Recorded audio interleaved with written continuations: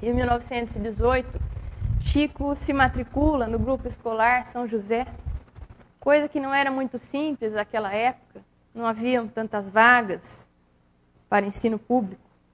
E em 1922, ele recebe uma menção honrosa num concurso de redação. Mas antes de começar a escrever, ele chama a professora e diz que ali está ao lado dele, o tema era Independência do Brasil. E ele diz que ali está ao lado dele um homem que lhe diz o que ele deve escrever.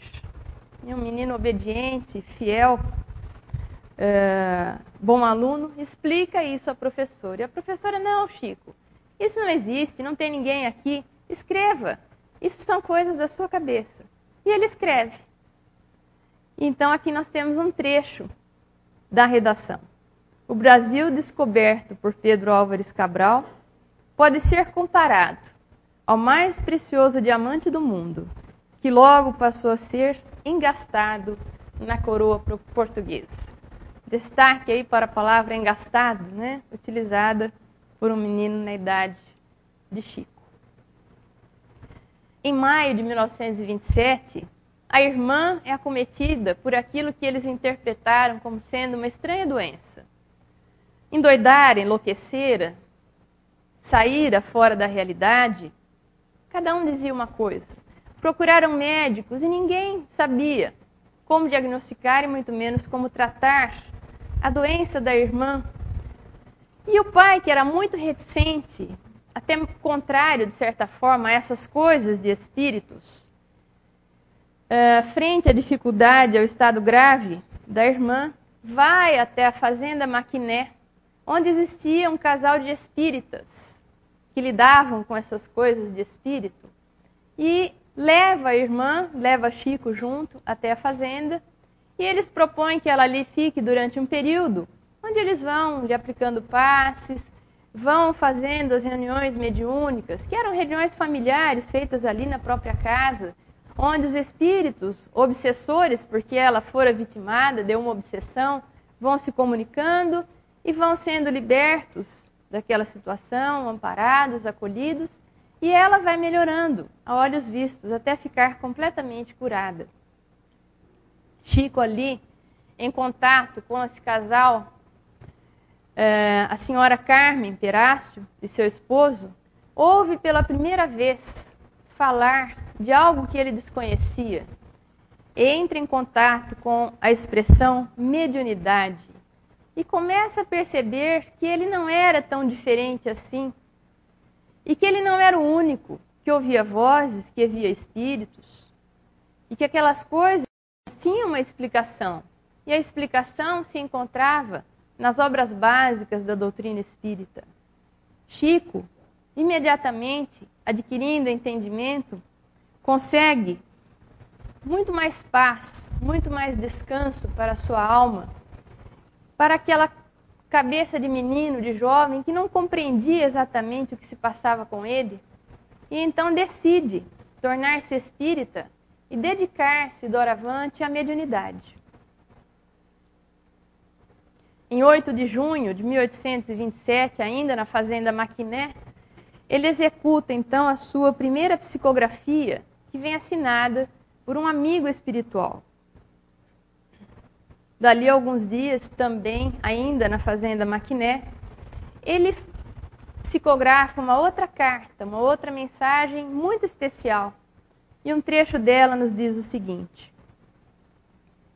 eis que nos achamos juntos novamente. Os livros à nossa frente, que estavam sobre a mesa, né, o Evangelho segundo o Espiritismo e o Livro dos Espíritos, são dois tesouros de luz.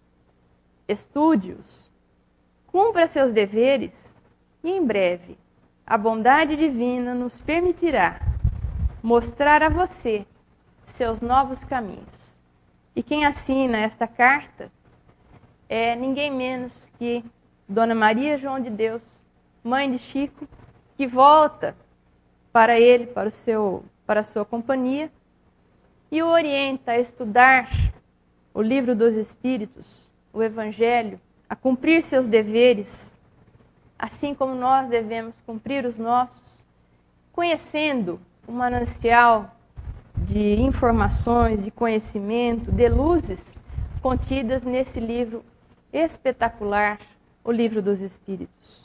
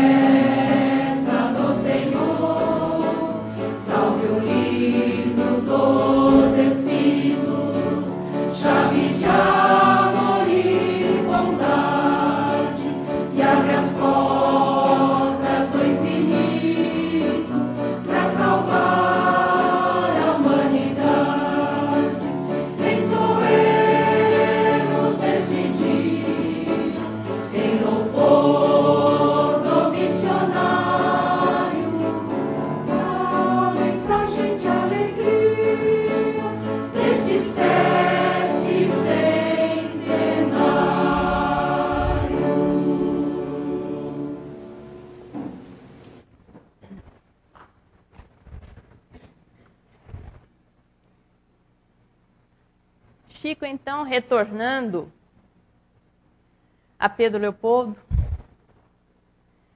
a primeira atitude que tem é procurar o padre Scarzelo, que foi, desde a sua infância, um benfeitor, um orientador e alguém que ele mesmo considerava como um pai.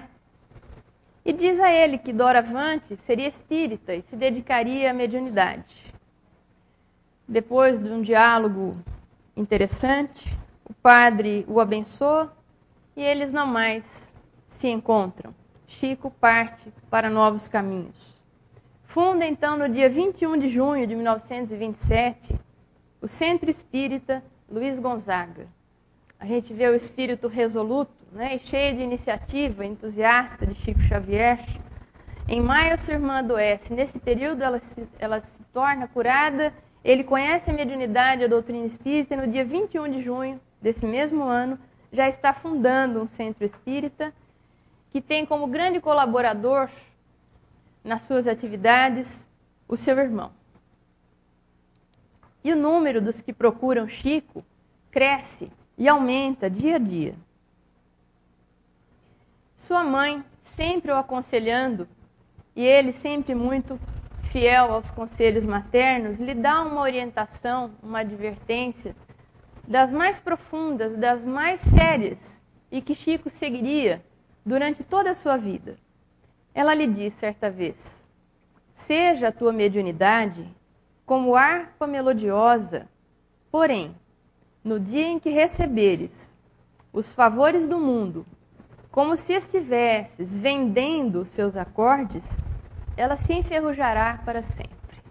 E foi exatamente esse o conselho que Chico seguiu durante toda a sua vida, em todos os dias da sua vida, do seu exercício mediúnico, não recebendo para si nada, nenhuma vantagem material, nenhuma das doações, nenhum reconhecimento específico, nenhum favor diferente, absolutamente nada. Do ponto de vista dos seus recursos, Chico viveu do seu trabalho e depois da sua aposentadoria.